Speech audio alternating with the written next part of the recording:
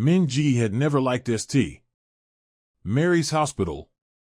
Too big, too cold, too much marble and glass. It looked more like a luxury hotel than a place where lives were saved. But work was work, and after 3 years in a provincial clinic, she couldn't turn down the chance to return to Seoul. Today was her first day in the intensive care unit. The Tuesday morning was warm, early May sunlight streamed through the huge corridor windows on the 4th floor. Min-ji straightened her ivory-colored uniform and looked at the assignment list. Room 407. Patient Han Jin-ho, 34 years old, coma after a gunshot wound, stable condition but uncertain prognosis. New here? Senior Nurse Choi gave her an appraising look. Room 407 requires special attention. The patient comes from a very wealthy family. He owns a pharmaceutical company. His wife visits every day. Be careful, people like them don't forgive mistakes. Min-ji nodded, took the tray with the morning medication, and walked down the corridor. Her white sneakers made no sound on the polished linoleum. She was almost at the room when she heard voices, a woman's, low and almost hissing, and a man's, calm but tense. Another month and it'll all be ours. The doctor said there's no chance. His brain barely functions. Min-ji froze 2 meters from the door. The tray trembled slightly in her hands. So-yeon, keep your voice down, the man said quietly but urgently. Someone might hear us. Who are you afraid of? The nurses? The woman's tone was mocking. They're all bought. With that kind of money, you could buy the whole hospital. Min-ji's heartbeat quickened. She pressed her back against the wall, trying to steady her breathing. What had she just heard? Were they waiting for the patient to die? Her patient? We need to be more careful, the man continued. The investigation is still ongoing. The police are asking questions. Let them ask. We have a perfect alibi. We were at the charity gala when he was attacked. 100 witnesses will confirm that. The woman laughed, and the sound made Min-ji shiver. Soon the company will be mine. All the assets, all the accounts. I've waited years for this moment. I should go. We've been seen together too often already. Min-ji heard footsteps approaching the door. Panic shot through her. She tried to move, but it was too late. The door swung open, and there stood a tall woman in an elegant beige suit. Her hair was styled flawlessly, her makeup immaculate, diamonds glittering on her wrist. The woman stopped, her eyes coldly assessing the nurse. Min-ji tried to muster a professional smile, but her lips felt numb. You're the new nurse? So-yeon's voice was icy. Yes, I'm Wang Min-ji. It's my first day. I brought the morning medication for your husband. So-yeon looked her over from head to toe, her gaze filled with disdain. For some reason, that expression felt oddly familiar to Min-ji, though she couldn't recall why. Do your job, and don't stick your nose where it doesn't belong, So-yeon said sharply, brushing past her. The air filled with the expensive scent of her perfume. Behind her followed a man in his 40s, dressed in a dark suit. He didn't even glance at Min-ji as he pulled out his phone and dialed a number. The corridor was empty again. Min-ji stood there, still holding the tray, her hands trembling. What should she do? Tell someone? But who would believe her? It was her first day, and that was the wife of a powerful man. Her word against the socialites. Taking a deep breath, Min-ji pushed open the door to room 407. The room was spacious, more like a suite in a 5-star hotel. A huge window looked out onto a city park where spring flowers were blooming.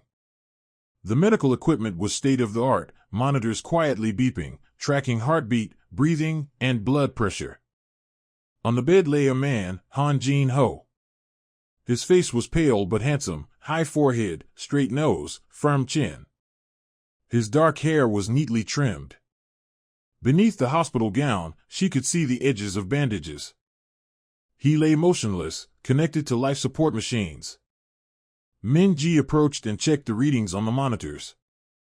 Everything was stable. She began her routine, changing the four, checking the catheters, cleaning the skin. "Good morning, Mr. Han," she said softly. In nursing school, they were taught to talk to coma patients. The brain could still hear, even if it couldn't respond. "My name is Min Ji, and I'll be taking care of you. It's a beautiful May day. The cherry blossoms are blooming outside." She didn't expect an answer. But as she touched his wrist to check his pulse, she thought she felt his fingers twitch, just barely. Min Ji froze, staring at his face. His eyelids remained closed, his breathing even. Probably just a reflex. Dr. Lee had said involuntary muscle contractions were common. She finished her tasks and turned to leave but paused at the door. So Yun's words echoed in her head, "Another month, and it'll all be ours." That woman was waiting for her husband's death. More than that, from her tone, she might have had something to do with it. Min Ji looked back at the still figure on the bed. He was helpless, dependent on others' mercy.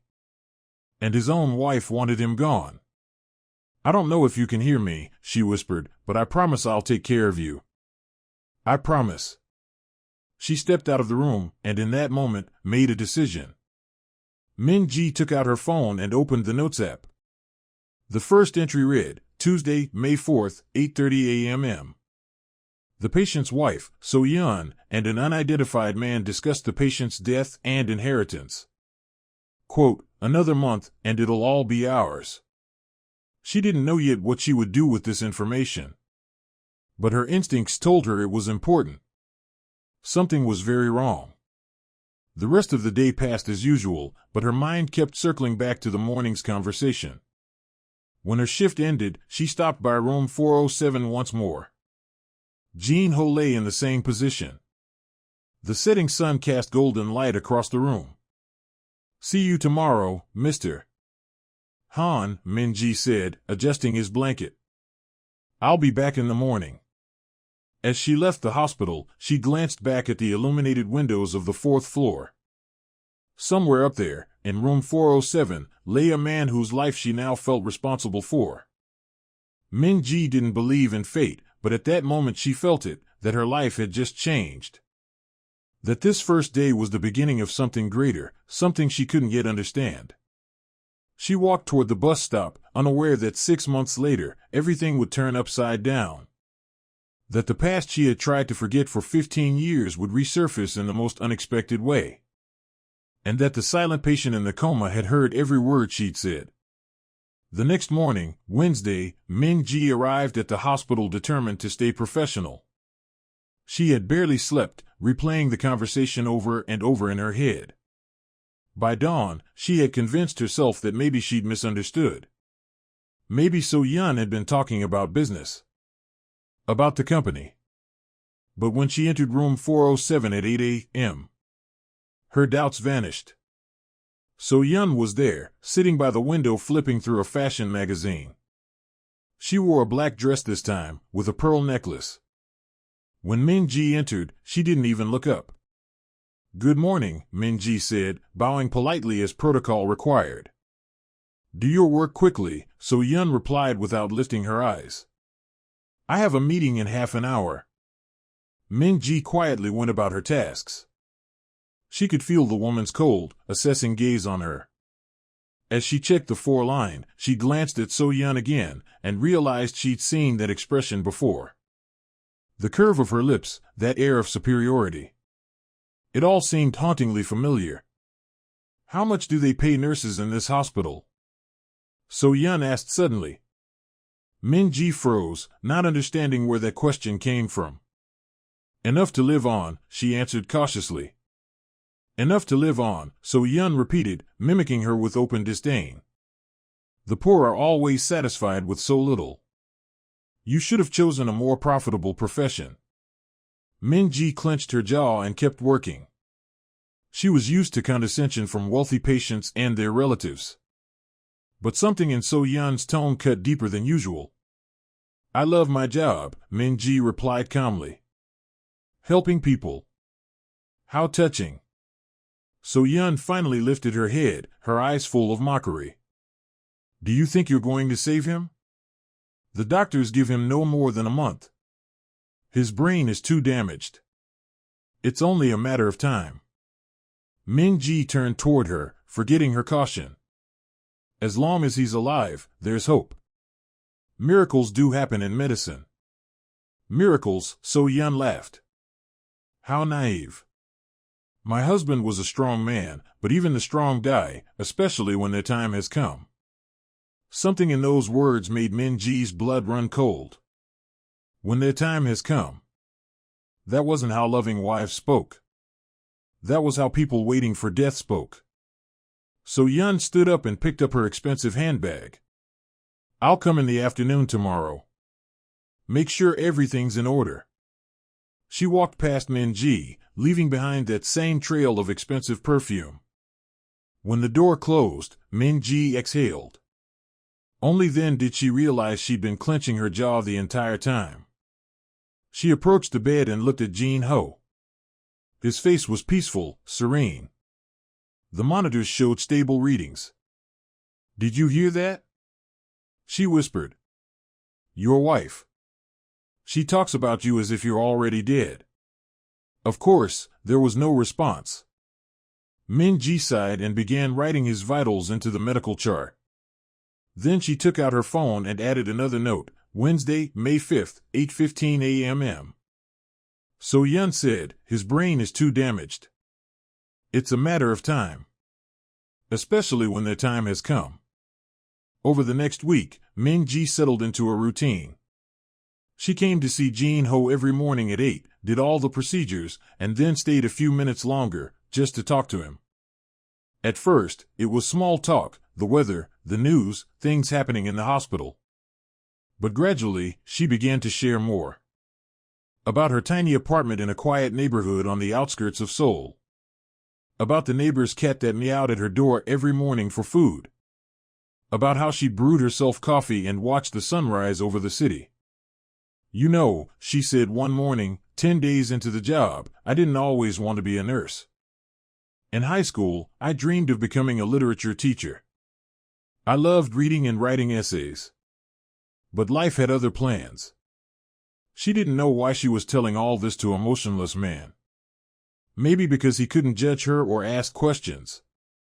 Or maybe because, in recent years, there was simply no one else to talk to. After school, I had to find work quickly. My family needed money.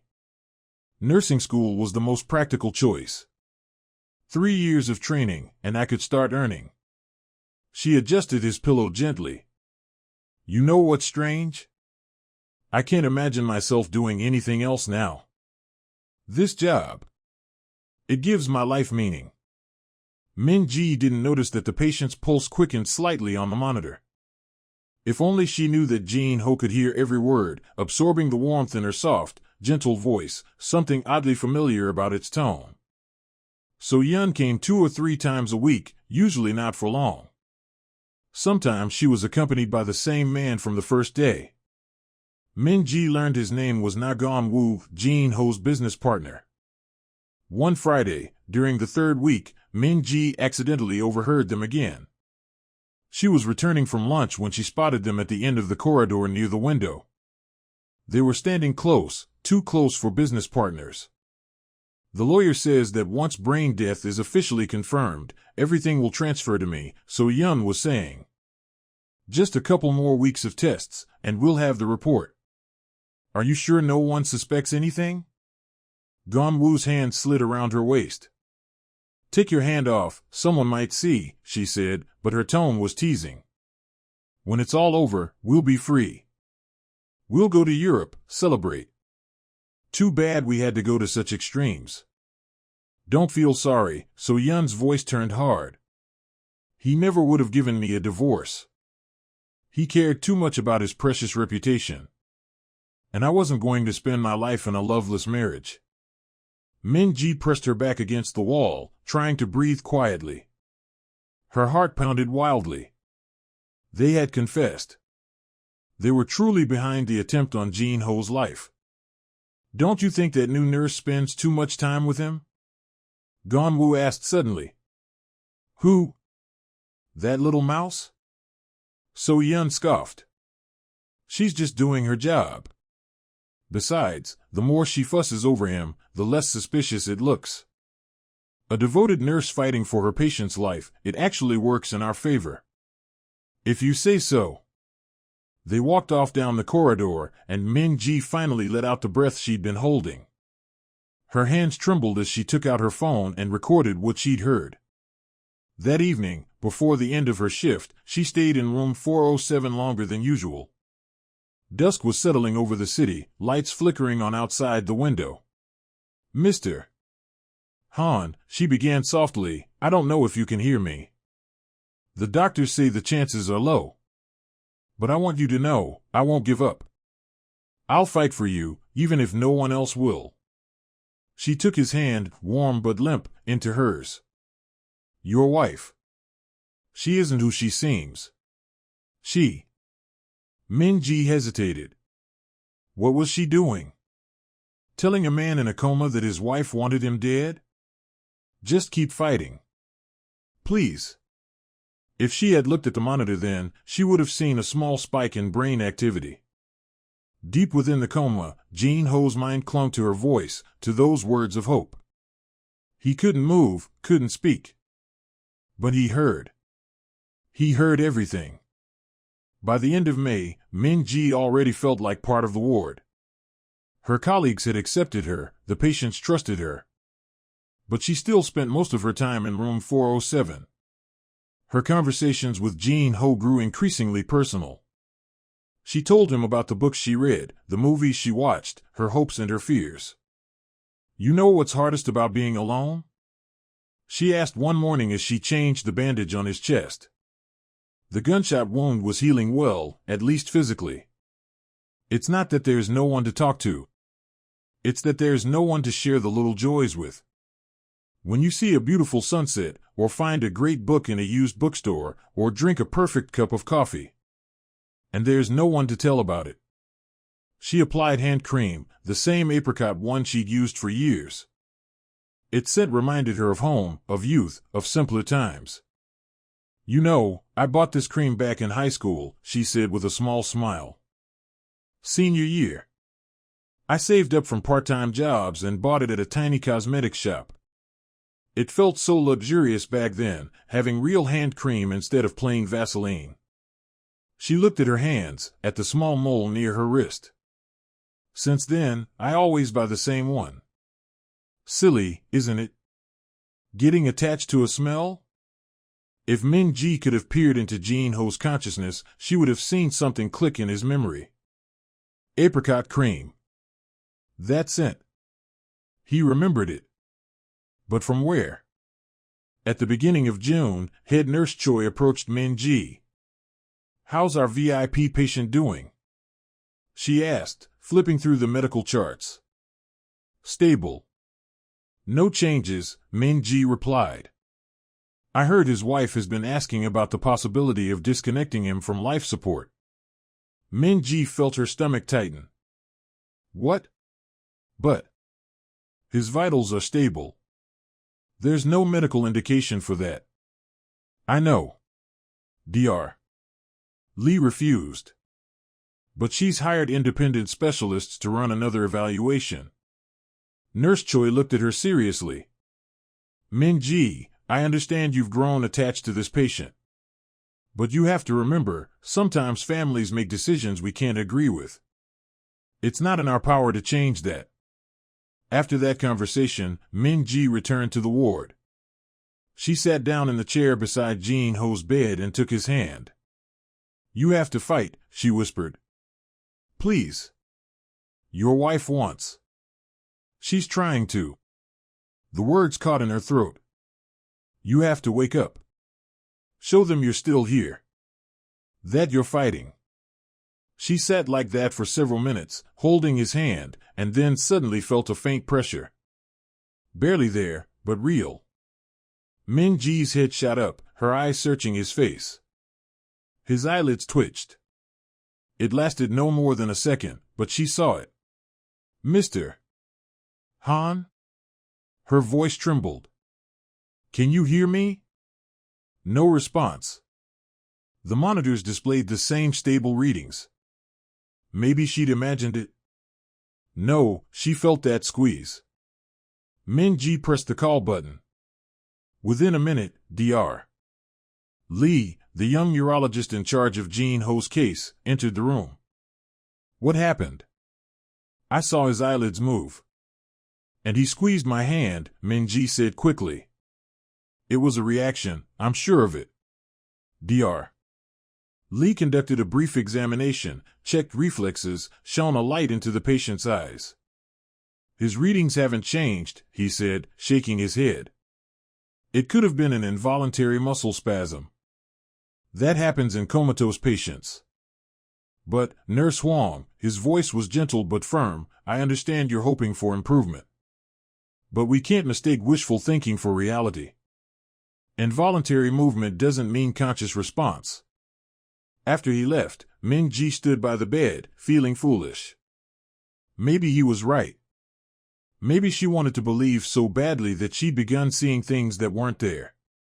But that night, lying in her small apartment, she couldn't shake the memory of that faint hand pressure. It had been real. She hadn't imagined it. The next morning, Tuesday of the second week of June, So-yeon entered the room. She was visibly agitated, her cheeks flushed with irritation. Did you say something to the doctors about any movement? She snapped as soon as she saw Min-ji. Yes, yesterday I noticed a possible reaction. Possible? So-yeon stepped closer, anger burning in her eyes. You had no right to raise false hopes. Dr. Lee told me it was just normal spasms, but because of your report they now have to run additional tests. This delays the entire process. What process? Min-ji asked, though she already knew the answer. That's none of your concern, So-yeon cut her off. Do your job and keep your observations to yourself unless they're medically verified. Understood? Min-ji clenched her jaw but nodded. When So-yeon left, she sat down and recorded every word of their conversation in her phone. The days passed slowly. The June heat blanketed Seoul, and the hospital's air conditioners worked at full capacity. Min-ji continued her daily conversations with Jin Ho, but now she always made sure they were alone. She told him about her family, her mother, who had died 5 years ago, and her father, who now lived in the countryside with his new wife. After Mom died, everything changed, she said, straightening his blanket. Dad seemed lost. A year later, he met someone new. I don't blame him, honestly. Everyone grieves in their own way. But I felt unnecessary, you know? Like a reminder of the past he wanted to forget. She didn't notice how the pulse line on the monitor flickered again. That's why I moved to Seoul. I wanted a fresh start. I worked for 3 years at a provincial hospital, saving money for the move. And now I'm here. Min-ji smiled faintly. Funny, isn't it? 33 years old, and I'm still trying to figure out where I belong in this world. She took his hand, as she did every day, checking the warmth of his skin. You know what I sometimes think about? What if things had gone differently back in school? She trailed off. Why was she even saying this? She'd never talked about that time with anyone. But something about the silence in the room, the presence of her quiet listener, loosened her tongue. There was someone, she said softly. In high school. I was in love with him. He was smart, kind, always helping others. I was too shy to tell him how I felt. And then. She stopped, old pain flaring up. Then you went to someone else. A pretty, rich girl from our class. She said she was pregnant, and his family forced him to marry her. I never found out if it was true. Min-ji didn't see the rapid movement beneath Jin Ho's closed eyelids. Didn't see how his heartbeat quickened for a few seconds. After that, I decided love was a luxury I couldn't afford. I focused on studying, on work. And here I am, 15 years later. Sometimes I still think of him, wonder if he's happy. I hope he is. She let go of his hand. I'm sorry, I don't know why I'm telling you all this. Maybe because you can't judge me. But Jean Ho could. In the silence of his trapped mind, he was screaming. Because he remembered. He remembered the shy girl from Class 3A. Her quiet voice when she helped him with Korean literature. How he had wanted to ask her to the graduation dance, but never got the chance. Because So Yeon had come to him with news of a pregnancy. Her parents had threatened a scandal. His parents insisted on marriage. Everything happened so fast, the engagement, the wedding 3 months after graduation. And then a miscarriage. Or what So Yeon called a miscarriage. And now this voice, this scent of apricot cream. It was her. Min Ji. His first and only true love, the one he'd thought about through all the years of his miserable marriage. If only he could open his eyes, tell her. But he was trapped inside his own body, capable only of listening and remembering. July brought with it unbearable heat. The hospital's air conditioners ran constantly, but even they couldn't keep up. Min Ji wiped Jean Ho's face and hands with a cool towel, making sure he was comfortable. It had been 3 months since her first day. 3 months of daily care, conversations, and hope. The patient's condition remained stable but unchanged. Dr. Lee said that was a good sign, at least there was no deterioration. But So Yeon grew more impatient with every visit. How long can this go on? She asked Dr. Lee one day, while Min Ji was changing in 4. Coma cases are unpredictable, Mrs. Han. Some patients wake after a month, some after a year. There have even been cases of recovery after several years. Years? Her face went pale. That's impossible. I can't wait for years. I understand this is difficult for the family. You understand nothing. She snapped, then caught herself. I'm sorry. It's so hard. Seeing him like this every day. After Dr. Lee left, So Yeon lingered. She stood by the window, staring out at the city, and suddenly spoke without turning around. You've grown attached to him, haven't you? Min Ji froze, unsure how to respond. I'm just doing my job. Don't lie. I see the way you look at him. I hear you talking to him when you think no one's around. So Yeon turned to face her, her expression laced with cold mockery. Do you think he's some kind of novel hero? That one day he'll wake up and fall in love with the devoted nurse? Min Ji felt her cheeks flush with heat. It's professional care, nothing more. Of course. Professional. So Yeon stepped closer. Let me give you some advice, Nurse Huang. Don't delude yourself. Even if he wakes up, men like him don't end up with women like you. We come from different worlds. He's rich, influential, handsome. And you. Her gaze slid down Min Ji's plain uniform. You're just a nurse from the outskirts. Don't forget your place. After she left, Min Ji stood motionless for a long time, her fists clenched. So Yeon's words stung, because there was some truth in them. She had grown attached to Jean Ho.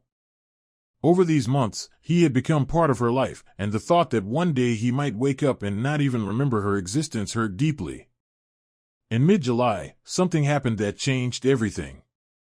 It was early morning on a Thursday. Min Ji entered the room as usual, carrying a tray for the morning procedures.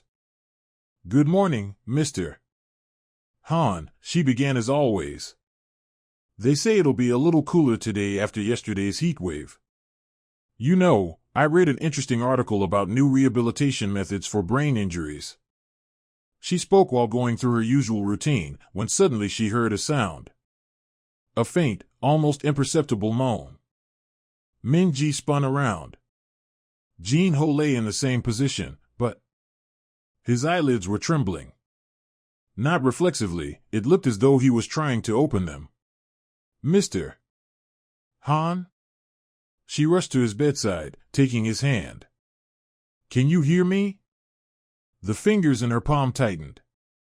This time it was clear, not a spasm, but a deliberate movement.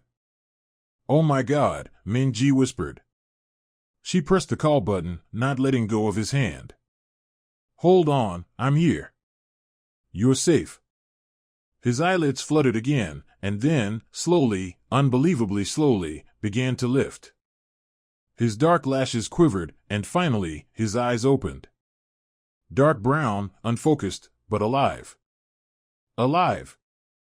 Tears welled up in Min-ji's eyes. Welcome back, she whispered. Dr. Lee burst into the room with 2 nurses. The next few minutes were chaos, reflex checks, questions, tests. Min-ji stepped aside to give them space but couldn't tear her gaze away from Jin-ho. He was conscious. After 3 months in a coma, he had returned. Pupils respond to light, Dr. Lee was saying. Mr. Han, can you hear me? Squeeze my hand if you can. Jin-ho weakly squeezed the doctor's hand. Excellent. Can you tell us your name? His lips moved. No sound came, his throat wasn't used to speaking after so many months. But he was trying. The next few hours passed in a blur, examinations, phone calls to specialists, paperwork. Min-ji performed her duties as if in a dream, her thoughts still replaying the moment he opened his eyes. She didn't notice when So-yeon arrived, she only realized it when she heard shouting from room 407. What do you mean, he doesn't recognize me? So-yeon's voice was shrill with hysteria. Min-ji ran in. Inside were So-yeon, Dr. Lee, and 2 nurses. Jin-ho lay with the head of his bed slightly raised, his eyes open but his expression distant. Mrs. Han, please calm down, Dr. Lee was saying. Memory loss after a coma is common. It may be temporary. I'm his wife. He's supposed to remember me. Memory returns in different ways, sometimes in fragments, sometimes gradually. Where's that nurse? So-yeon turned, spotting Min-ji in the doorway. You. Does he remember you? Everyone looked at Min-ji. She blinked, startled. I don't know. Check. So-yeon ordered. Hesitantly, Min-ji approached the bed. For the first time in 3 months, she met Jin-ho's gaze, not through closed eyelids, but eyes that saw. Mr. Han, she began softly, do you remember me?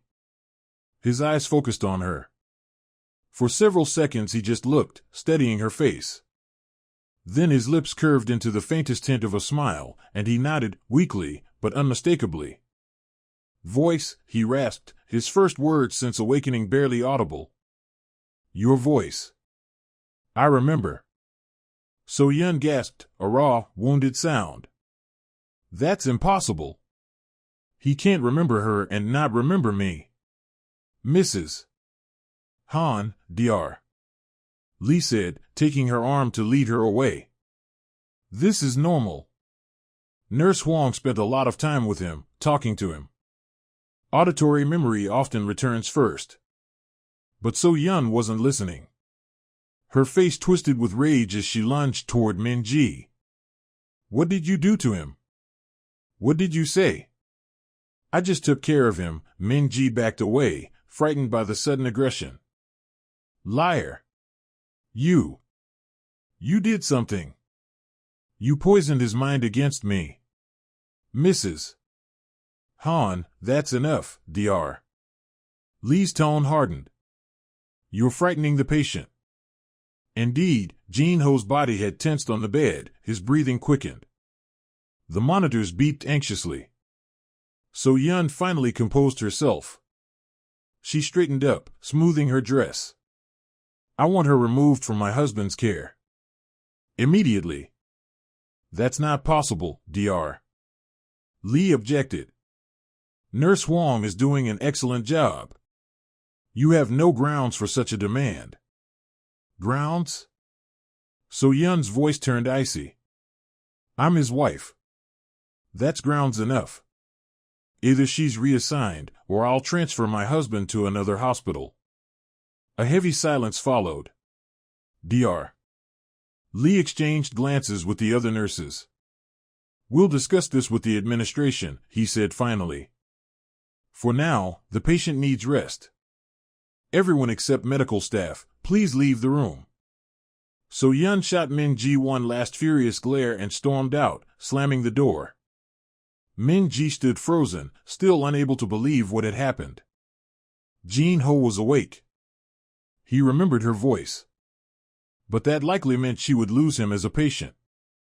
She looked at him. Their eyes met, and in his gaze she saw something that made her heart tighten. He wanted to say something, but he was too weak. Rest, she whispered. Everything's going to be all right. But she wasn't sure it was true.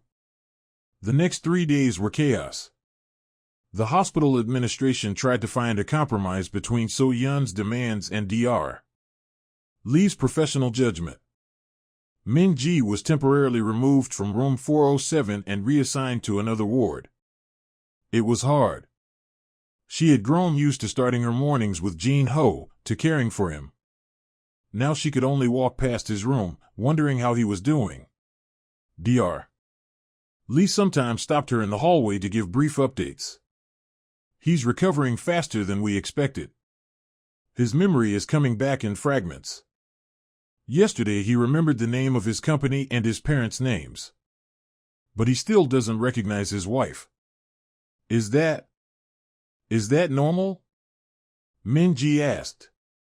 With this kind of trauma, anything is possible. Sometimes the brain blocks out painful memories. Or memory returns selectively, starting from what's most important. The most important. Min Ji thought about that. Then why did he remember her? Just a nurse who had taken care of him? On Friday, a week after Jin Ho's awakening, Min Ji was summoned to the chief physician's office. She walked down the corridor with a pounding heart, bracing herself for the worst. Was she going to be fired? Transferred to another ward? But what awaited her inside was a surprise. Dr. Lee was there, and Jin Ho. He sat in a wheelchair, still pale and thin after months in a coma, but his eyes were clear, aware. Nurse Huang, Dr. Lee smiled. Mr. Han insisted on being discharged. He wants to continue his recovery at home. I see, murmured Min Ji, unsure where to look. And he wanted to say goodbye to you, the doctor added. Jin Ho reached out his hand. She approached hesitantly and took it. His grip was weak but warm. Thank you, his voice was still hoarse, but his words were clear. For everything. I was just doing my job, Min Ji smiled, feeling tears sting her eyes. No. You did more. Dr. Lee discreetly turned toward the window, pretending to steady some papers. Jin Ho squeezed her hand a little tighter and slipped something into her palm, a small folded piece of paper. Read it later, he whispered. When you're alone. Before she could respond, the door opened, and So Yun walked in. Jin Ho, the car is waiting, her tone was cold. She didn't even glance at Min Ji. Goodbye, Nurse Huang, Jin Ho released her hand. Min Ji stood there, clutching the small paper in her fist, watching as they left. At the doorway, Jin Ho turned and looked back at her. There was something in his gaze she couldn't decipher, a plea, perhaps? A flicker of hope? Then the doors closed, and he was gone. Left alone in the empty office, Min Ji slowly opened her hand and unfolded the note. The handwriting was shaky, the letters barely legible, the mark of long immobility, but the message was unmistakable. Thank you for bringing me back. I heard everything. Every word. I know my wife ordered the hit with her lover. I have no proof, only what I remember hearing while in the coma. Help me. I need someone I can trust. Call this number in 3 days at 8 p.m. Jean Ho. At the bottom was a cell phone number. Min Ji read the note 3 times, hardly believing her eyes. He had heard. All that time, all 3 months, he had heard every word, every conversation. He knew about So Yun's conspiracy. And he was asking her for help. She carefully folded the note and tucked it into her pocket. Her hands were trembling. This was dangerous. This was madness. If So Yun had really ordered her husband's murder, she wouldn't stop at anything. But Min Ji remembered those long months of care, those quiet conversations, those moments of connection. She couldn't abandon him now. The next 3 days dragged by painfully slowly. Min Ji kept working, but her mind constantly returned to the note. She hid it at home, in a box of old photos no one ever looked through. On Monday evening, exactly at 8, she dialed the number. Her heart was pounding so hard it seemed to echo through the room. "Hello?" came a familiar voice. It's Min Ji. The nurse. "Thank you for calling." Jean Ho's tone held audible relief. "I wasn't sure you would. I read your note." "Did you really? Hear everything?" "Every word. In a coma, consciousness works in strange ways. I couldn't move or speak, but I could hear and understand everything. It was like being trapped inside my own body." Min Ji sat down on the edge of her bed, her legs weak. "You said your wife ordered the attack. How do you know?" "I heard them talking, So Yan and Gongwu, my business partner. They came to the hospital, thinking I couldn't hear them. They talked about how long I'd last, how they'd divide the company after my death. Once, Gongwu even joked about how smoothly the accident went." His voice was bitter. "That's when I knew it was them. But I have no proof.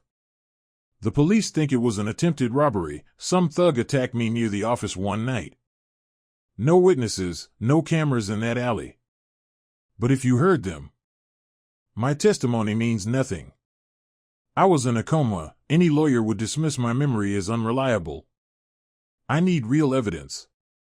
Recordings, documents, anything tangible. And you think I can help?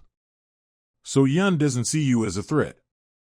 To her, you're just a nurse, a nobody. She'll be careless around you."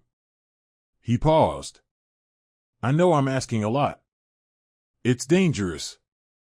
But I have no one else. My parents died 3 years ago. My friends. Most of them are her friends. Gongwu was my closest friend, and he betrayed me." Min Ji thought for a long moment. This was insane.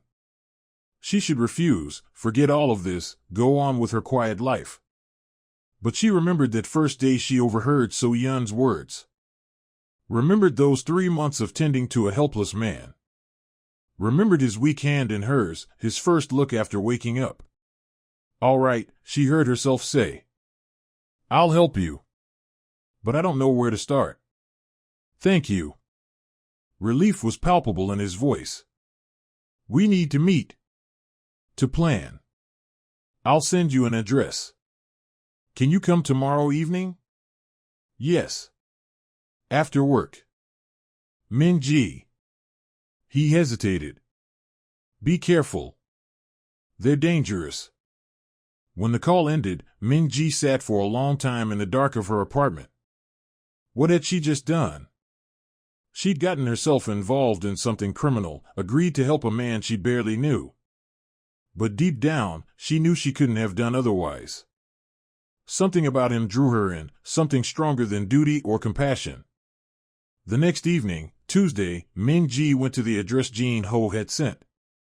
It turned out to be an apartment in a quiet part of Gangnam, an old but well-kept building. Jean Ho opened the door himself. He looked better than he had a week ago, more alive, though still far too thin. "Come in," he stepped aside to let her in. The apartment was small and modestly furnished, a sofa, a table, a few chairs. Clearly a rented place. I'm not staying at home, he explained, catching her look. I told So-yeon I needed space for recovery. The truth is, I just couldn't live under the same roof with her, knowing what she did. They sat at the table. Min-ji placed her bag in front of her and took out a small notebook. I've kept notes, she said. Everything I overheard over those 3 months. Conversations between So-yeon and Gon-woo, her comments, suspicious details. Jin-ho took the notebook and started flipping through it. His face grew darker with every page. This is good. It's a start. But we'll need more. We need to make them talk and record the confession. How? I've been thinking about it all week. He looked at her, and in his eyes she saw determination. We'll create the illusion that my condition is getting worse. We'll fake medical documents, convince So-yeon that I'm slipping back into a coma. She'll relax, become less cautious. That's complicated. We'll need doctors willing to help. I have an old friend, a doctor from another hospital. He doesn't know So-yeon, and I can trust him. He'll help with the documents.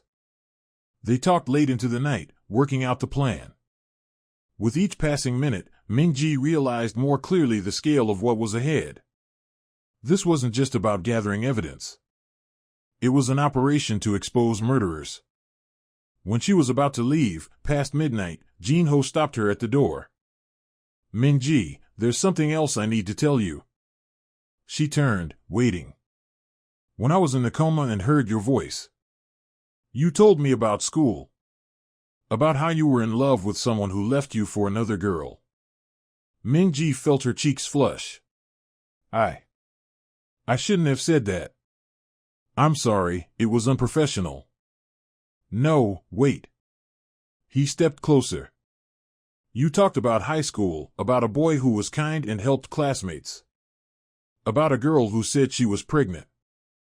Min-ji's heart began to race. Where was he going with this? Min-ji, he looked straight at her, we went to school together. Class 3A, Taeyang High. I'm the boy from your story. The world tilted around her. She grabbed the doorframe for support. What? That's impossible. I didn't recognize you right away. You've changed, grown up. But then I saw the mole on your arm when you were changing my fore. Remember? You were always self-conscious about it, hiding it under long sleeves. And your hand cream, apricot scent. You used it back in school.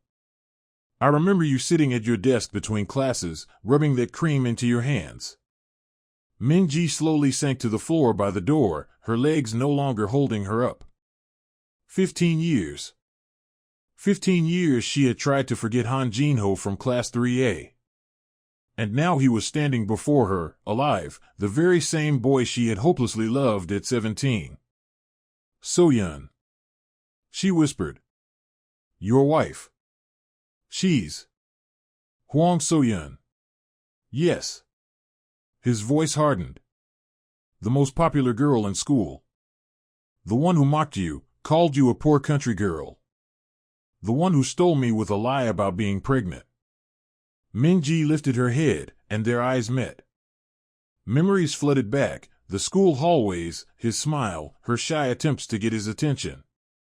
And So-yeon, beautiful, rich, the queen of the school, always looking down on her. She was never pregnant, was she? Min-ji already knew the answer. No. We never even. He stopped himself. She forged the papers. Her parents caused a scandal. My family panicked over the potential disgrace.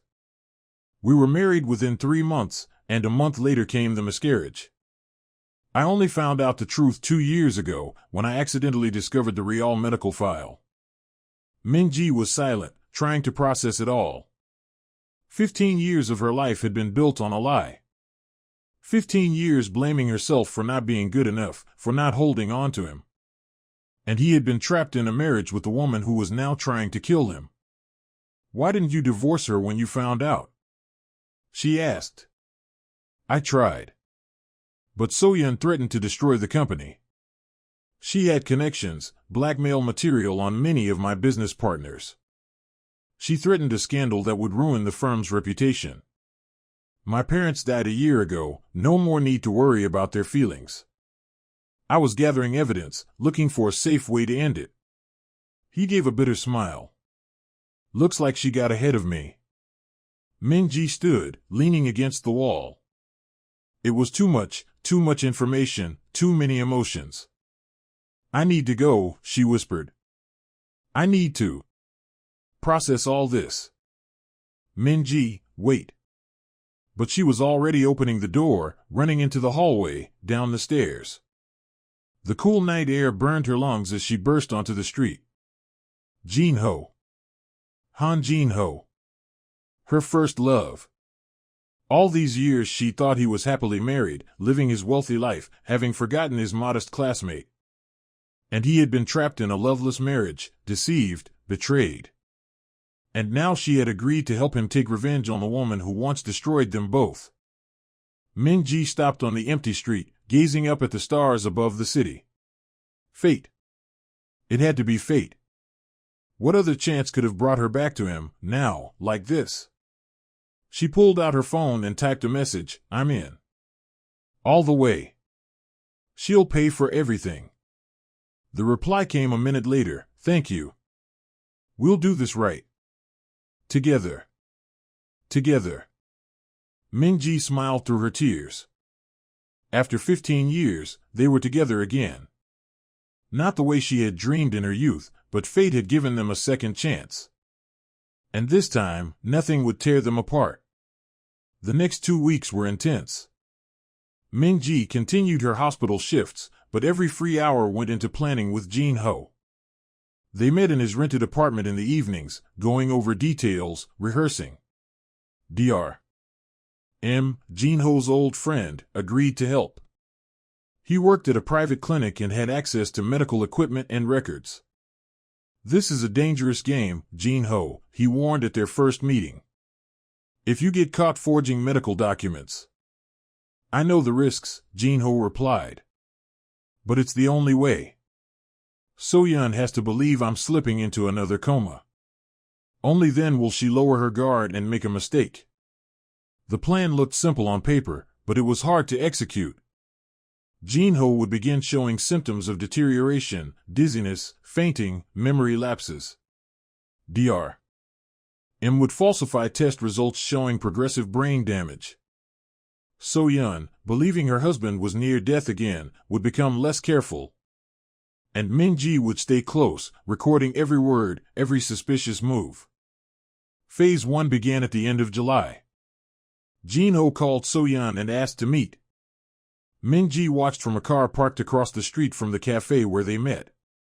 She looks annoyed, she said quietly into the phone connected to Jin-ho's hidden earpiece.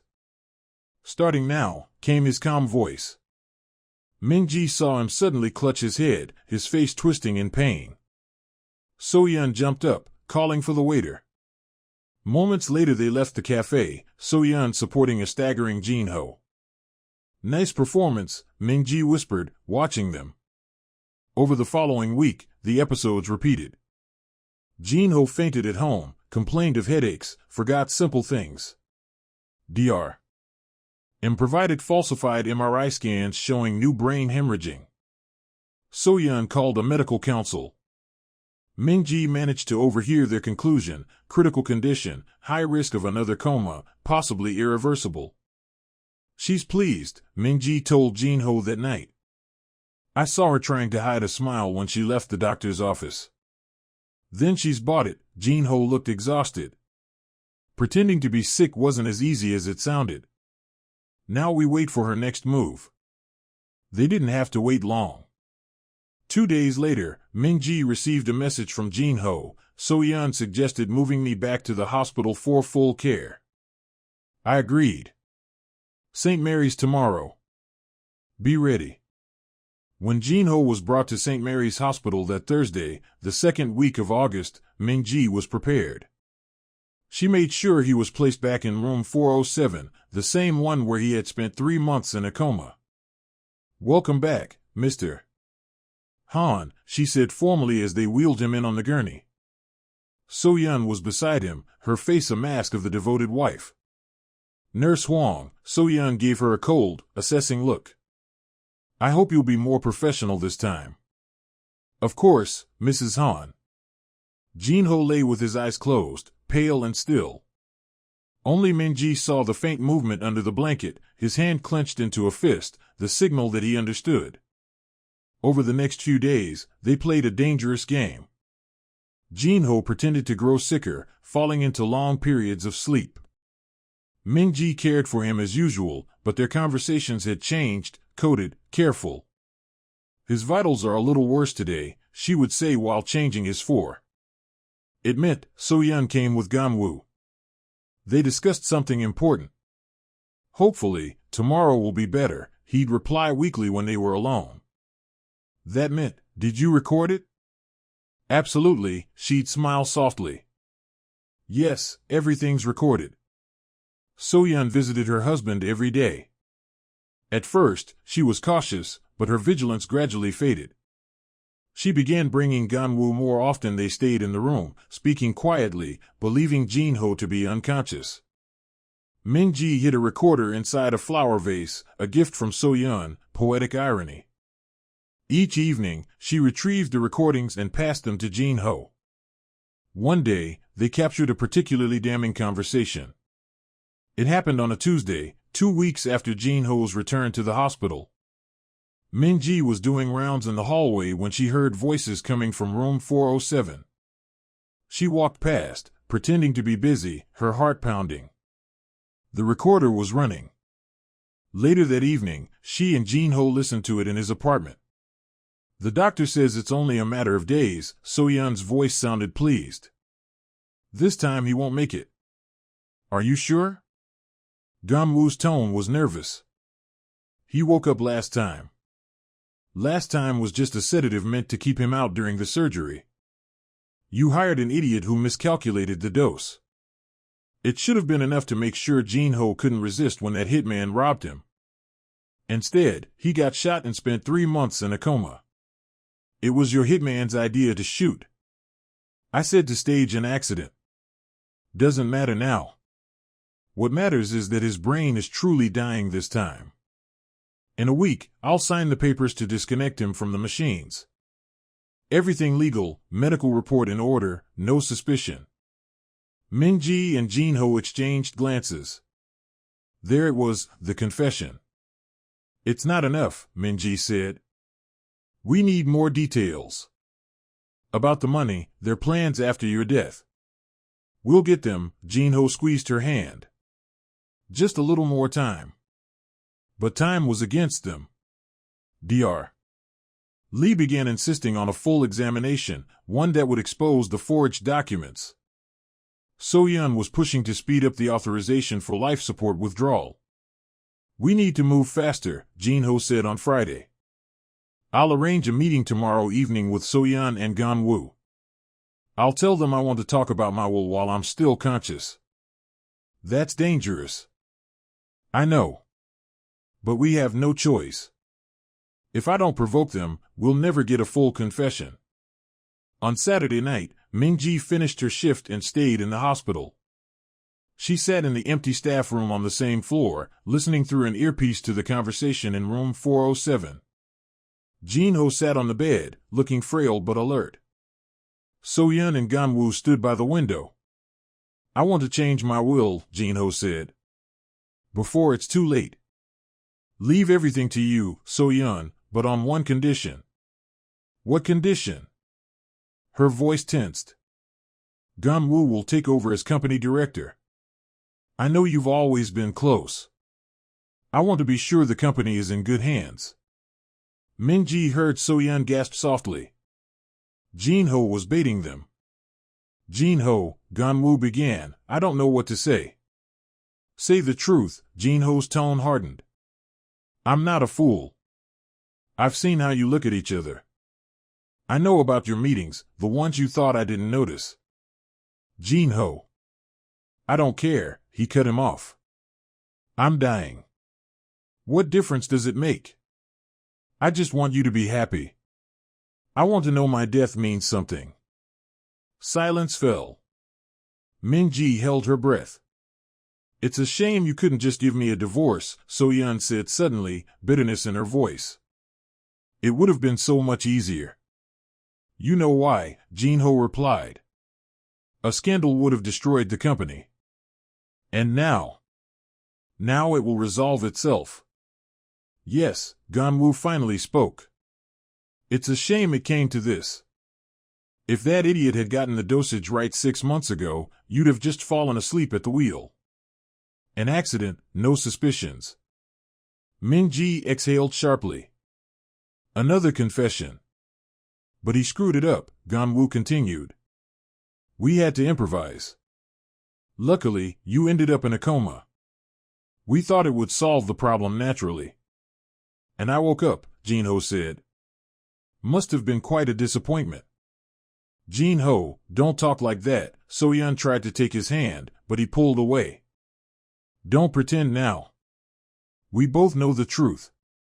You never loved me. Not even at the start. That pregnancy was a lie, wasn't it? Silence. Then, yes, So-yeon laughed softly.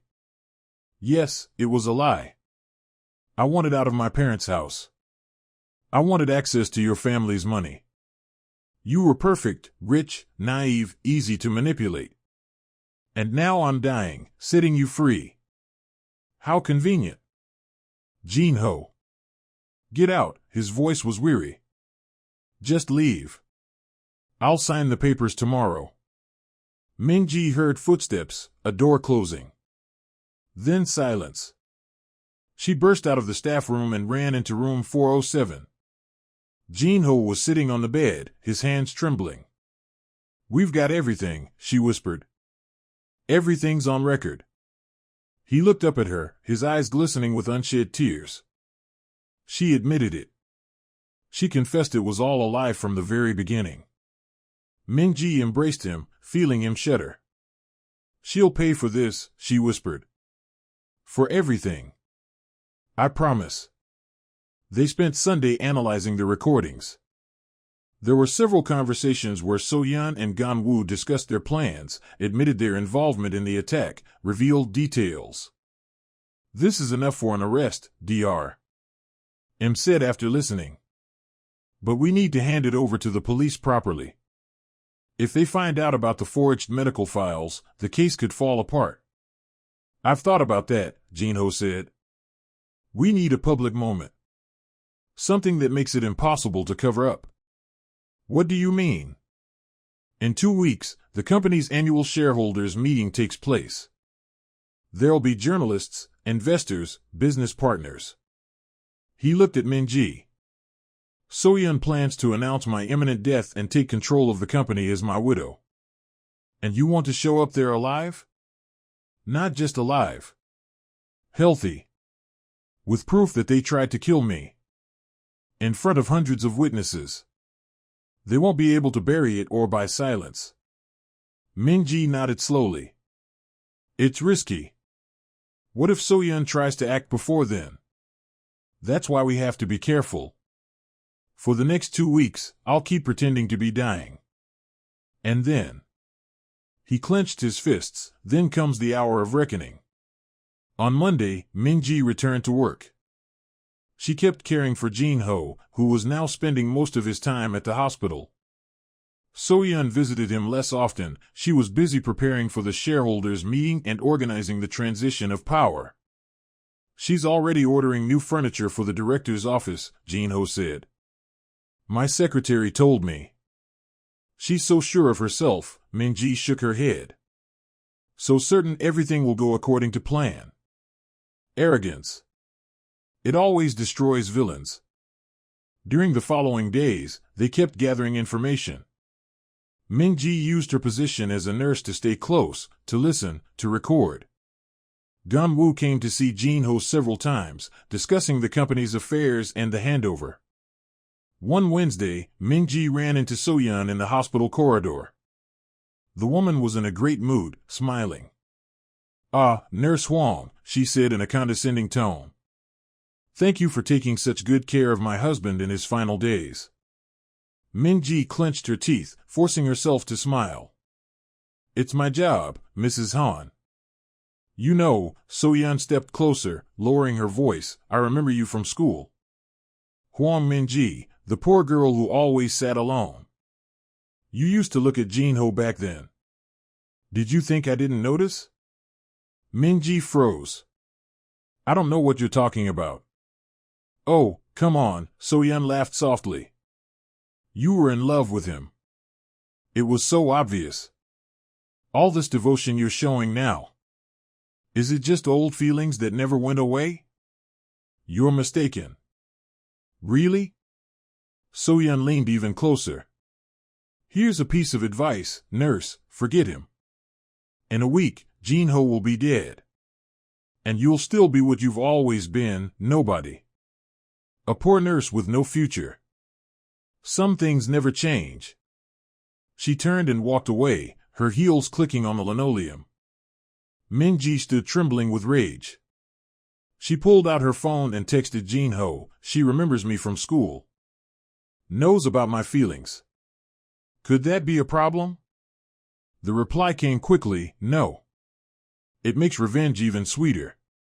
Let her think she's won." That night, Minji barely slept. So-yeon's words echoed in her mind. The poor girl who always sat alone. That's how they remembered her. Not as smart, or kind, or diligent, just poor and lonely.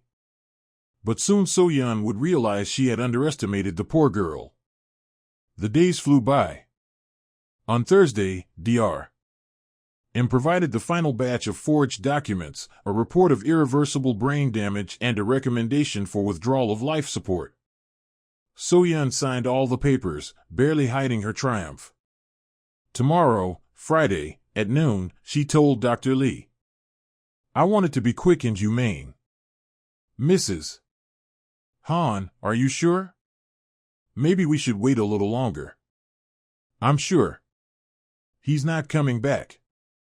You said it yourself. Why prolong the suffering?" After she left, Dr. Lee approached Minji. "I don't understand that woman," he said quietly. "It's like she can't wait for him to die." "People show grief in different ways," Minji replied carefully. "That's not grief. It's something else." On Friday morning, just hours before the scheduled disconnection, Jin-ho suddenly woke up. He asked for paper and pen, and with trembling hands wrote a will, everything to So-yeon, the company to Ganwoo, no disputes. So-yeon was overjoyed. She even embraced her dying husband. "Thank you," she whispered. "Thank you for doing the right thing in the end."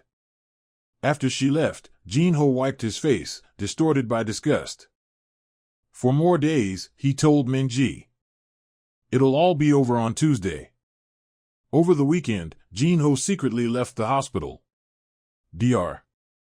M arranged everything so that, officially, the patient was still in his room, but in reality Jin-ho was in his apartment, resting and preparing for the final act.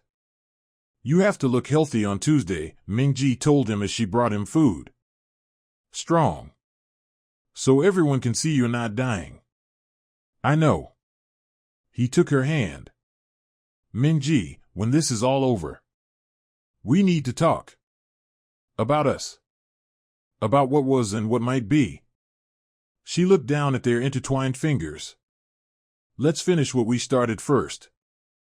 Then there'll be time to talk."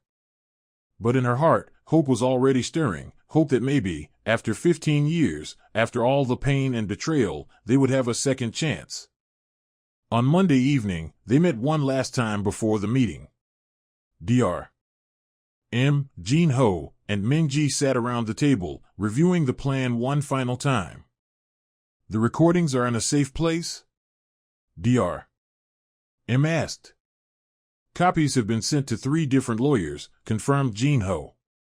"Even if something goes wrong, the evidence will survive."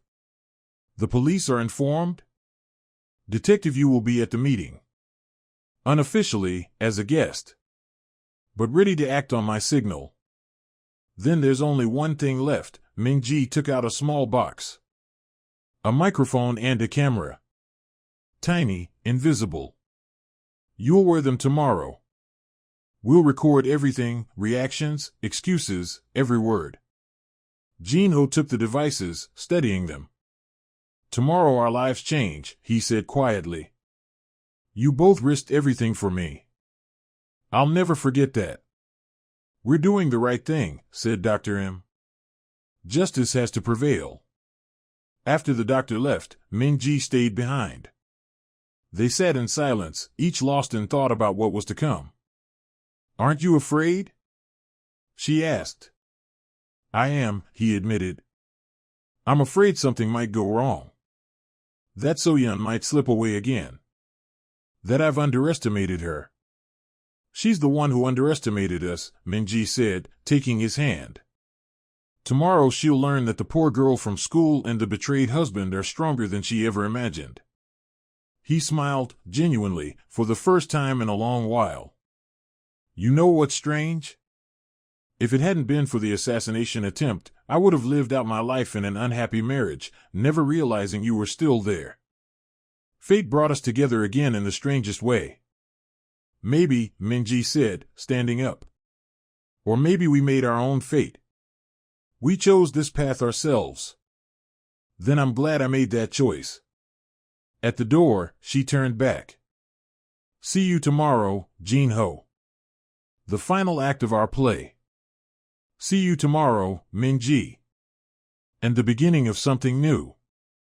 Tuesday began with a cool morning, the first hints of autumn in the air. Ming-Ji woke up at 6, though she didn't have to go to work. She had taken the day off, citing poor health. Today was the day everything would change. The shareholders' meeting of Han Pharmaceuticals was scheduled for 2 o'clock in the afternoon at the Grand Hyundai Hotel, one of the most prestigious venues in Seoul. Ming-Ji arrived at 1, dressed in a simple black dress she had bought specifically for the occasion. She entered the hall, showing the invitation Jin-Ho had managed to get for her. Officially, she was registered as a representative of a charitable organization, one of many the company had invited for image purposes. The hall was enormous, 2 floors, crystal chandeliers, rows of seats facing the stage. On the stage stood a long table with microphones and a large presentation screen behind it.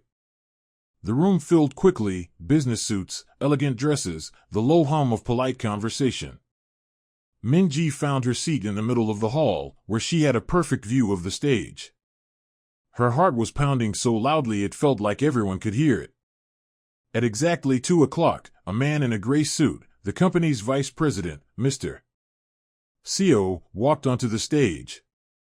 Ladies and gentlemen, thank you for attending the annual shareholders meeting of Han Pharmaceuticals, his voice echoed through the sound system. Unfortunately, I must begin with sad news.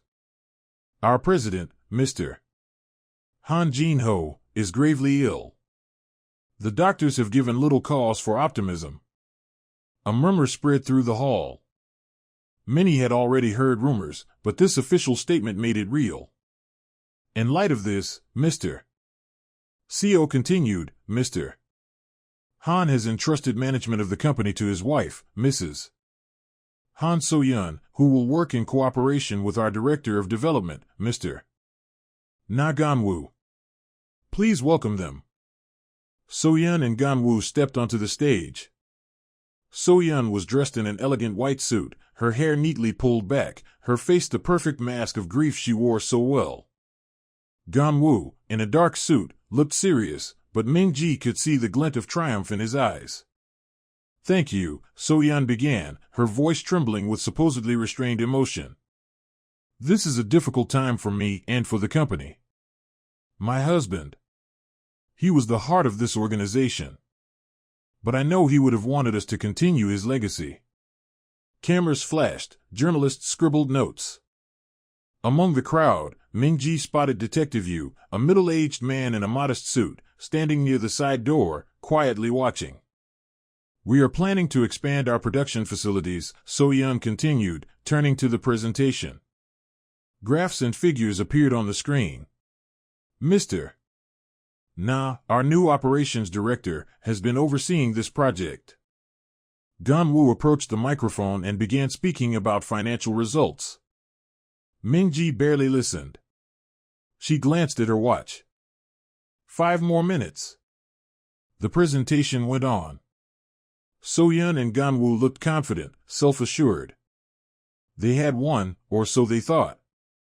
Suddenly, the lights in the hall went out. A wave of startled exclamations rippled through the crowd. The screen on stage flickered and went dark. Then, after a few seconds, the lights came back on. But now, on the stage behind Soyeon and Ganwoo, stood another man. Han Jin-ho. He was wearing a flawless black suit, his hair neatly styled, his expression calm.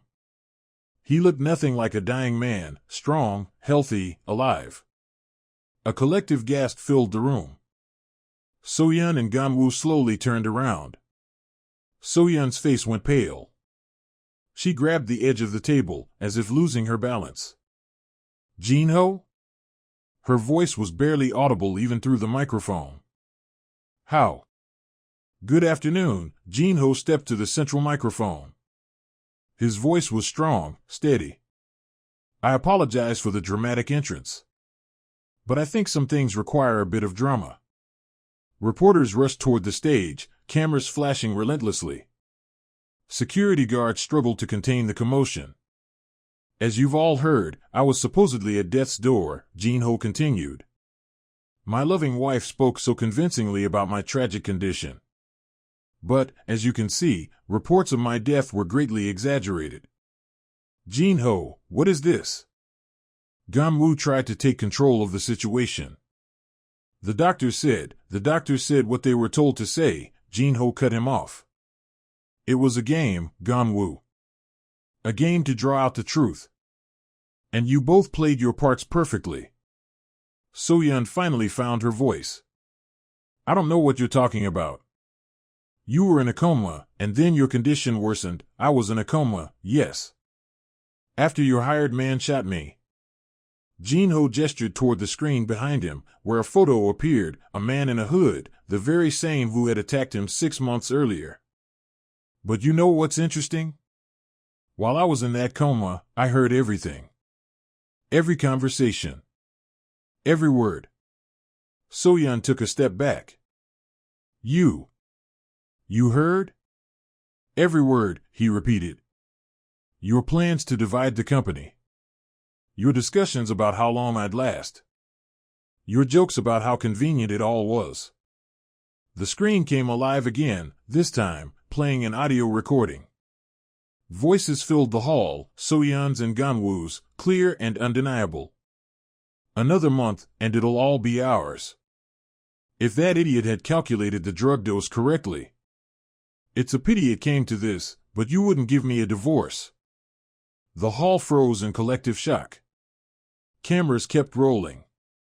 Soyeon and Ganwoo stood motionless, their faces twisted with horror.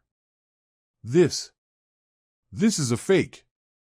Soyeon screamed. He fabricated it. Fabricated? Jin-ho's smile was cold. I have the original recordings, verified by independent experts. I have witnesses who saw you visiting me in the hospital, saying these things, thinking I couldn't hear. I have the bank records showing the payments to the hitman you hired. Detective, you moved toward the stage, followed by several plainclothes officers. Mrs. Han, Mr. Na, you are both under arrest for attempted murder, he announced. No. Soyeon tried to run, but the guards blocked her path. This is a trap. He's lying. The recordings don't lie, said Jin-ho. Your own words condemn you. Ganwoo collapsed into a chair, covering his face with his hands. Soyeon kept screaming, demanding a lawyer, threatening lawsuits. From her seat in the audience, Minji watched, tears streaming down her cheeks. It was real. They had done it. Justice had prevailed. Jin-ho found her in the crowd. Their eyes met across the hall, and he gave her a barely perceptible nod. Gratitude. Relief. A promise. Police officers led So-yeon and Gan-woo away. Reporters bombarded Jin-ho with questions. He answered calmly, methodically, recounting the story, the attack, the coma, the awakening, the deception. I couldn't let them get away with it, he said to the cameras. They didn't just try to kill me. They betrayed trust, abused power, and plotted to destroy a company built over generations. This isn't revenge. It's justice. Min-ji quietly slipped out of the hall. Her part was done. Now there would be trials, investigations, official proceedings. But the most important part, justice, was already achieved. Outside, the air was cool. She stood by the hotel entrance, breathing in deeply, when she felt a hand on her shoulder. Jin-ho. You were leaving? He asked. I thought you'd need time.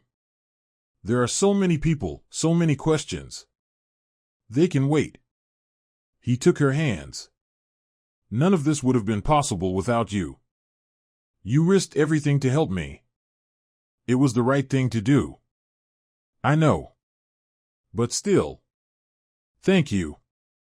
He pulled her gently closer. Min-ji, when all this is over, when the trial ends, will you give me a chance? A chance to know you again, to start over, the right way this time? She looked into his eyes, seeing there a hope she hadn't seen 15 years ago. Yes, she whispered. I will. He embraced her right there on the street, among the passers-by and the sound of honking cars. And in that moment, Min-ji felt that she had finally come home. The following weeks were a whirlwind. The arrest of So-yeon and Gan-woo became the top story in every major news outlet. The tale of the assassination attempt, the coma, the recordings, it shocked the nation. Min-ji continued working at the hospital, though now she was recognized. The nurse who saved President Han, the tabloids wrote. She hated the attention but understood it would pass. Jin-ho was busy reclaiming control over the company. The board of directors unanimously reinstated his authority. Faced with irrefutable evidence, Gan-woo began cooperating with investigators in hopes of a lighter sentence. So-yeon, however, fought until the end. She hired the best lawyers, tried to challenge the recordings, claimed the evidence was inadmissible. But the facts were against her. The trial began in October. Min-ji was called several times as a witness.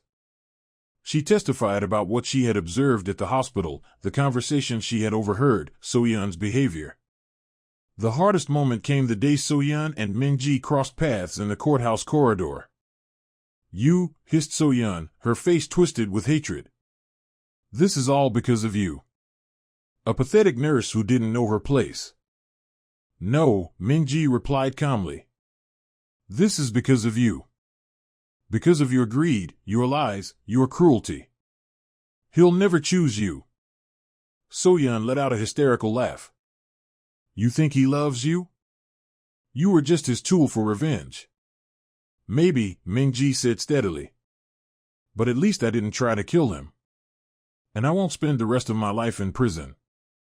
The lawyers led So-yeon away before she could respond. The verdict was announced in November.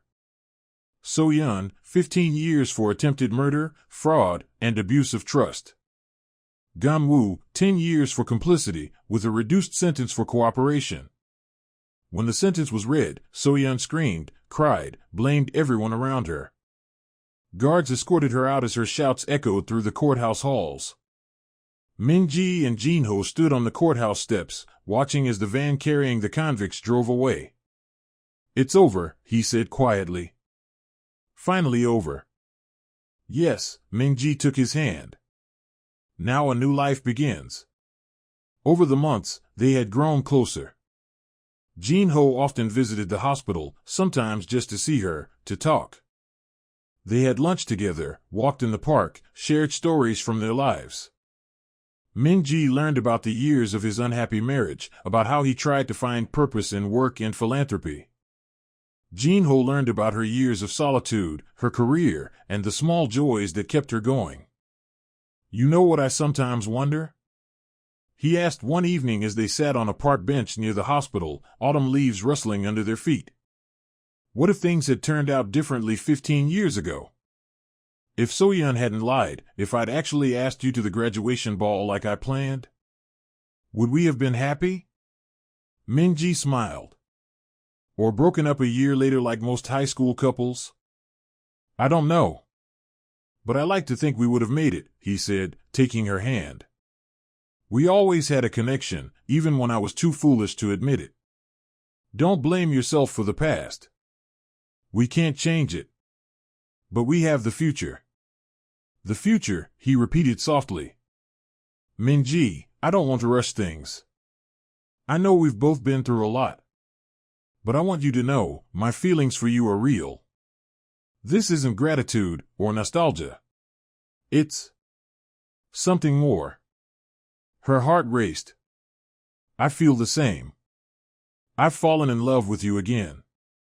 Or maybe I never stopped loving you. He kissed her, right there, on the park bench, among the falling leaves and the few passing strangers. It was their first real kiss, and it was full of promises. In December, Min-ji accepted Jin-ho's invitation to move out of her rented apartment and into the new house he'd bought. Not a mansion, not a palace, just a quiet home in a peaceful neighborhood, with a garden and a view of the mountains. I want you to feel comfortable, he said as he showed her the rooms. This is your home too. Change anything you like, make it your own. They lived simply, quietly. Jin-ho worked tirelessly to rebuild the company after the scandal. Min-ji continued her work as a nurse. She loved her job and didn't want to give it up, even though she no longer needed the money. I didn't become a nurse for the money, she explained. I do it to help people. It's part of who I am. And he understood. It was one of the many things he loved about her. For New Year's, they celebrated alone, just the two of them, a bottle of wine, a simple dinner. Snow was falling outside, the city glowing with lights. To new beginnings, said Jin-ho, raising his glass. To second chances, added Min-ji. They clinked glasses, and in the quiet of their home, surrounded by warmth and light, they both knew they had finally found what they'd been searching for all their lives: home, love, belonging. Spring came quickly, bringing new life with it. The garden bloomed, filling the air with the scent of cherry blossoms. Min-ji spent weekends planting new flowers and tending to the garden. Jin-ho often watched her from the window, smiling. She looked happy, at peace, nothing like the tense, weary woman he had first seen when he woke from his coma. In March, he made a decision. It had to happen the right way, meaningful, heartfelt. He reserved a table at a small restaurant, not a fancy place, but a cozy cafe in the old district where they used to eat as students. It was still open, almost unchanged after 15 years. Why here? Min-ji asked in surprise as they walked in on Saturday evening. Memories, Jin-ho smiled. Remember? We used to come here after school. You always ordered cold noodles and green tea. You remember what I used to order? She laughed. I remember a lot more than you think. They sat by the window and ordered dinner. The conversation flowed easily, as it always did between them, about work, summer plans, the new book she was reading. After dinner, when the waiter cleared the table, Jin-ho took out a small box. Min-ji froze, her eyes widening. Jin-ho. Wait, let me say this, he opened the box. Inside was a simple yet elegant ring with a small diamond. Min-ji, we've come a long way. 15 years ago, I made a mistake that cost us both years of happiness. I let lies come between us. But fate gave us a second chance, in the most extraordinary way. Tears filled her eyes. These months with you have been the happiest of my life. You didn't just save me when I was in that coma, you gave me back the will to live. You showed me what true love and devotion really mean. He took her hand. Hwang Min-ji, Will you marry me? Will you let me spend the rest of my life proving I deserve your love? She was crying openly now, tears streaming down her cheeks, but her smile was radiant. Yes, she whispered. Yes, of course I will. He slid the ring onto her finger, and it fit perfectly. Then he stood, walked around the table, and kissed her, ignoring the applause of the other cafe patrons. They planned the wedding for early May. Not a grand affair, but a quiet ceremony in a special place. St. Mary's Hospital agreed to let them use the hospital garden, the very place where Ming-ji had spent so much time talking to Jin-ho while he was in a coma. This is where it all began, Ming-ji said, standing in the garden during the planning. It's only fitting that it continues here. There were few guests, a handful of Ming-ji's colleagues from the hospital, Dr. M, who had helped them expose So-yeon, a few of Jin-ho's loyal business partners, and head nurse Choi, who cried throughout the ceremony. The wedding day, May 3rd, was warm and sunny. The garden was in full bloom, flowers, shrubs, and trees creating a green oasis among the city buildings. Ming-ji wore a simple cream-colored dress, her hair down with a small wreath of white flowers. Jin-ho wore a light suit, no tie, and formal but elegant. The ceremony was short. They wrote their own vows. Ming-ji, Jin-ho began, holding her hands, I promise never to take you for granted. I promise to listen to your voice, as I did in those long months when it was the only light in the darkness. I promise to build a life with you based on honesty, respect, and love. I swear to be worthy of the second chance fate has given us. Ming-ji's breath was uneven, tears shining in her eyes. Jin-ho, I promise to be your partner in everything. In joy and sorrow, in health and in sickness. I promise to speak the truth, even when it is difficult.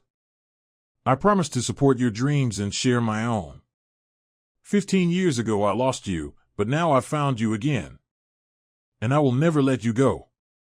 When they kissed, sealing their vows, the applause of the guests mingled with the songs of the birds in the garden. After the ceremony, there was a modest reception in the same garden. Simple food, wine, laughter, and conversation. Dr. Lee, the neurologist who had overseen Jin-ho's case, approached the newlyweds. You know, he said thoughtfully, in medicine, we don't often believe in miracles. But your story. It's something extraordinary. The odds that you would find each other at the right time, in the right place. Astronomically low. Fate, Ming-ji smiled. Or persistence, Jin-ho added. We both refused to give up, even when it was hard. In the evening, after the guests had left, Ming-ji and Jin-ho stayed in the garden alone. The sun was setting, painting the sky in shades of pink and gold. Do you think she knows? Ming-ji asked quietly. No explanation was needed. So-yeon? Probably. The news of our wedding was in every newspaper. Jin-ho hugged his wife. I wonder what she feels, sitting in prison, knowing we're happy. Probably anger. Ming-ji leaned against his shoulder. She always thought she was above all of us. That she could take whatever she wanted, do whatever she pleased. It must be bitter to realize that the poor girl from school won in the end. This isn't a game of winners and losers. Isn't it? She looked at him. Then what is it? Justice. And a second chance for those who deserve it. They sat in silence, watching the sunset. The city beyond the hospital walls buzzed with life, but here, in this small garden, time seemed to stand still. You know what I want? Jin-ho said after a while. What? Children. A family. A home filled with laughter and life. He turned to her. Too soon to say? No, Ming-ji smiled. I want that too. I want to build with you the life I dreamed of when I was 17. Then we'll build it. He kissed her. Starting today. A year later, Ming-ji left her hospital job when she found out she was pregnant. It was not an easy decision, but she knew it was right. You can always go back, Jin-ho said. When you're ready. or do something else. Whatever you choose, I'll support you. Their daughter was born in May, exactly 1 year and 2 days after the wedding. They named her Jion, a name meaning wisdom and kindness. Holding the tiny girl in her arms, Mingji cried tears of joy. She's beautiful, she whispered. Just like her mother, Jinho kissed them both. Soyeon learned of the child's birth from prison news. They say she smashed a mirror in her cell when she saw a photograph of the happy Han family. But Mingji didn't even think about her. Her life was no longer defined by the past, no longer shadowed by the pain of old betrayals. She looked only forward. 2 years later, a son was born, Ji-hoon, meaning wisdom and achievement. The house was filled with children's laughter, toys, and the joyful chaos of parenthood. Jinho was a wonderful father, patient, loving, involved. He reduced his work hours to spend more time with the family. The company will be here in 10 years, he said. But my children's childhood will pass quickly. I don't want to miss it. Mingji returned to part-time work once the children grew older. But not at the hospital. Instead, she opened a small counseling service for families of patients in comas. I know what they're going through, she explained. How hard it is to hope, how important it is to keep talking to them. I want to help others get through it. Her work became well known. She wrote articles, gave seminars, and helped thousands of families. 5 years after the wedding, Mingji received a letter. It came from prison, the sender, Hwang Soyeon. She stared at the envelope for a long time before opening it. Inside was a short message, written in shaky handwriting. I do not ask for forgiveness. I do not expect it. But I want you to know, I was wrong about you. You were stronger than I thought. Stronger than I ever was. You won because you played fair, not because you played dirty. I hate you for it. But I also respect you. Be happy, Mingji. At least one of us deserves it. Mingji slowly folded the letter and placed it in her desk drawer. She would not reply. Not out of anger or revenge, but because there was nothing left to say. That chapter was closed. That evening, when Jinho returned home, she told him about the letter. How do you feel? He asked. Strange. Sad, maybe. But not for myself. For her. Mingji watched their children playing in the living room. She could have had all this. Could have been happy. But she chose a different path. We can't save everyone, Jinho hugged her. Some people build their own prisons long before the real ones.